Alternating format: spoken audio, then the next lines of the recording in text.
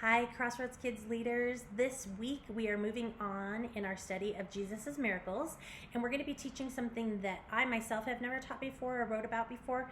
And when I was looking at all the miracles, obviously Jesus did so much cool stuff, and I just was putting them into 7 categories. And then I read an article on this one. This is about demon possessions and the evil that's in the world and how Jesus had power over that.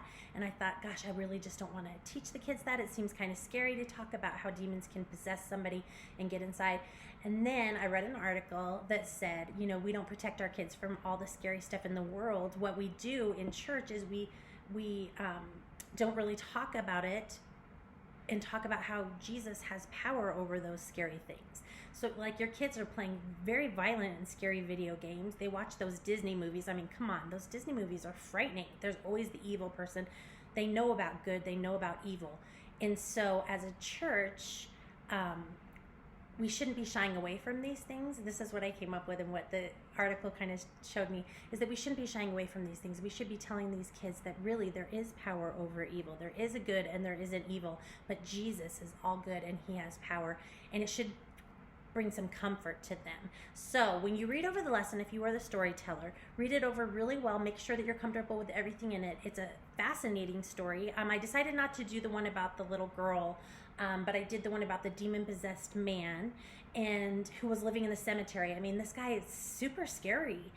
He was possessed by demons. He was living in a cemetery. He would sometimes cut himself because he was just so crazed and out of his mind. Nobody wanted to be around him. They would chain him up. He was so strong he could get out of these chains. I mean, really, it's a scary story, just the fact that he's in the cemetery and everybody stayed away from him. He stayed away from everybody. Everybody stayed away from him. He was just alone. And Jesus had compassion on this man, knowing the evil.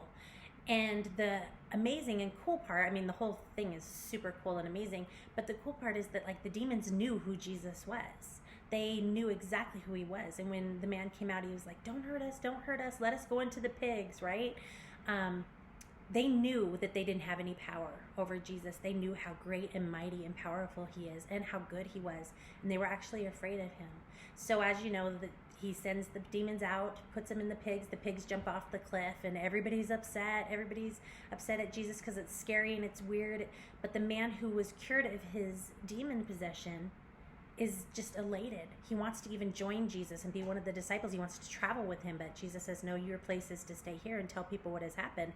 Like, people had been seeing him being insane and crazy and living in a cemetery for all these years, and now he was being able to go back to his friends and family and live a normal life. And it's just it's an amazing story, but I do know that some parts of that could be scary for some kids. So like I said, as the storyteller, read it over and really look at it, change it how you want. I was trying to make it set like a TV show or Disney, and I took some pauses in between and kind of just talked, so it's not all about the story, because I do know that we have some pretty gentle and tender hearts in our classes, and I don't want to scare anybody. But as I said, it's an important story, and they need to know that Jesus is all powerful.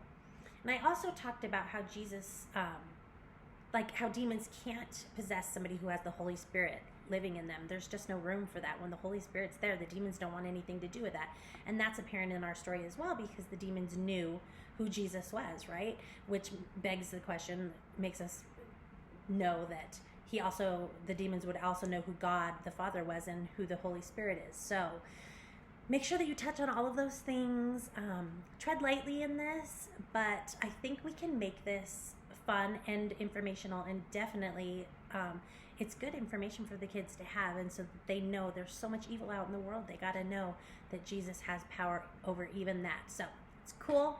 Hope you love it. Hope you enjoy teaching it. I would love to teach this, but obviously I'm not going to be able to. I won't be at church this week, but great story. I hope that you have fun with it, I guess we could say, or teach the kids a lot.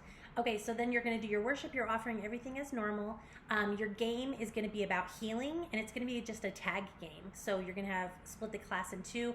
Half of the kids are going to be the taggers, and the other half are going to be tagged.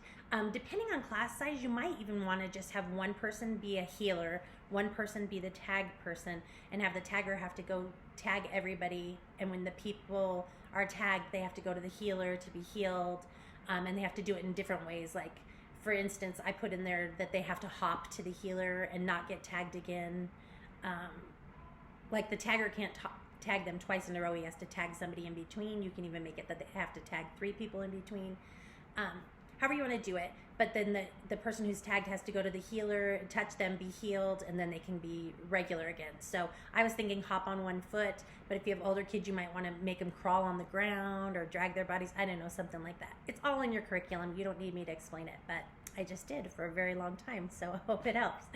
And then also for the game and discussion time, you'll just take out your review game box again and do some review games if you find that necessary. But I kind of think that the kids are going to have a lot to say about this topic, and there'll be a lot of discussion, and I'm hoping that you'll take some extra time for this discussion time and talk to the kids and answer their questions and pray with them. Definitely pray this week, because there is power in prayer, so we got to do that.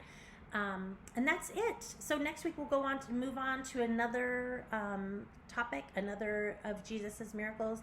But for this week, I hope that you enjoy this. I hope that you are able to find a way to make this work in your classrooms, and I do hope that this video helped you. So if you have any suggestions for your storyteller, I'm sure that they wouldn't mind you reaching out to them. You could even go through me, send me a suggestion about after you read over the story and tell me how you think that it could be changed up to make it better, and that is good for me too. So however it works. Thank you so much for watching this. I hope this helps you to prepare, and have a great week and have a happy Sunday.